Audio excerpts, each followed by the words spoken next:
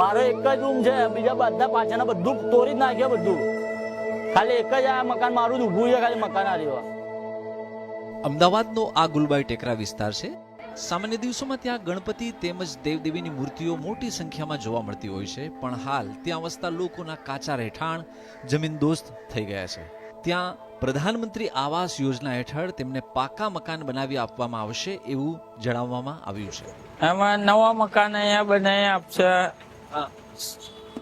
સારી જગ્યા હશે, પાકું મકાન હશે, રહેવાની સુવિધા હશે, કઈ તકલીફ ના હશે, પાણીની તકલીફ ના હોય, ગંદકી ના હોય. તેમાં દાદા પરદાદા ની ઈચ્છાઓ રહેતી હતી કે આવા બંગલા બનતા હોય, આપણે ક્યારે બંગલા બનાવશું એવું. હવે મોદી સરકાર આવી તો હવે એ ઈચ્છા પૂરી થઈ છે તો સારું, ને બધાને બનાવી આપશે મકાન. જે લોકોના મકાન પુનર્વસન પ્રોજેક્ટ માટે તોડી પાડવામાં આવ્યા છે તેમને મહાનગરપાલિકાએ ભાડું આપીને વૈકલ્પિક રહેઠાણની જોગવાઈ કરી છે. 84,000 રૂપિયાનો ચેક આપ્યો 12 મહિના માટે. મ્યુનિસિપાલિટી કોર્પોરેશન છે ને, એમને લખી આપ્યું કે તમને અહીંયા જ મકાન મળશે, 2 પુરાવાની ઉપર મળશે, રાશન કાર્ડ ને ચૂંટણી ફોટો. એવી રીતે કરી અમને બધાને મકાન ફાળવ્યા, નંબર પાર્યામાં મકાનો. પછી હવે બધાને પૈસા શેકે આપ્યા ને ભાડું આપ્યું, ઘરનું મકાન ભાડું આપ્યું અમને. તમે ત્યાં રહેવાઈ ગયા. ગુલબાઈ ટેકરાની એક ઓળખ મૂર્તિના બજાર તરીકેની છે. રાધાબહેન સોલંકી મૂર્તિ વેચીને ગુજરાન ચલાવે છે.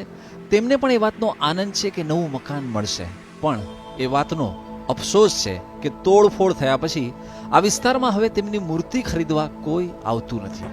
હવે મકાન પડી ગયા, આખા અમદાવાદમાં જાહેરાત થઈ ગયું કે ભાઈ ગુલબાઈ ટેકરા પડી ગયો, તો ગ્રાહક કોણ આવે અમારી જોડે? કોઈ નહીં આવતું.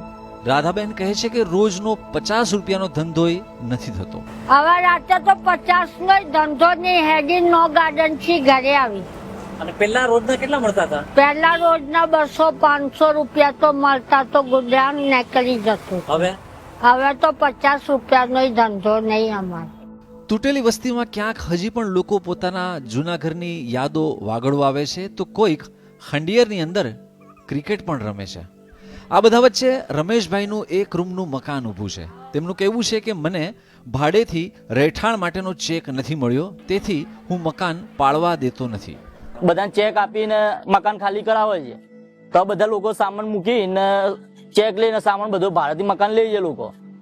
હવે મારે હું ચેક આવે મારા નામનો તો હું લઈ શકું ને ભાડે જઈને મકાન, ને પછી સામાન બધો મૂકી શકું. એવી રીતે એ લોકો કરે છે કે તું ખાલી કરી દે મકાન. તો મકાન ખાલી કરીને સામાન ક્યાં મૂકવા જવું મારો? હું તો મકાન લેવા માટે અમે અરજીઓ કરી એ લોકો ઉપર. એ લોકો એક જવાબ આપ્યો ને કે ખાલી એટલું કહે જાય કે પારી નાખો, તમે પારી નાખો. તો પારીએ પછી સામાન બામાન લઈ ક્યાં જવું? હું 3 છોકરાઓ છે મારે, એક વાઇફ છે. મારો એક જ રૂમ છે, બીજા બધા પાછળના બધું તોડી જ નાખ્યું બધું. ખાલી એક જ આ મકાન મારું જ ઊભું છે, ખાલી મકાન આ રહ્યું. કેટલાક એવાય પરિવાર હતા જે પુનર્વસન યોજનામાં સામેલ થવા માંગતા નહોતા, જેમાંના કેટલાક હવે સામેલ થવા માંગે છે. આ સિવાય પણ કેટલાક પ્રશ્નો છે. મહાનગરપાલિકા કેટલા વખતમાં મકાન તૈયાર કરીને આપશે, તેમજ તેમનો જે મૂર્તિ વ્યવસાય છે એની શું વ્યવસ્થા છે, એ અંગે અમદાવાદ મહાનગરપાલિકાનો સંપર્ક કરવામાં આવ્યો હતો, પરંતુ સંપર્ક થઈ શક્યો ન હતો. તેજસ વૈદ્ય, BBC, અમદાવાદ.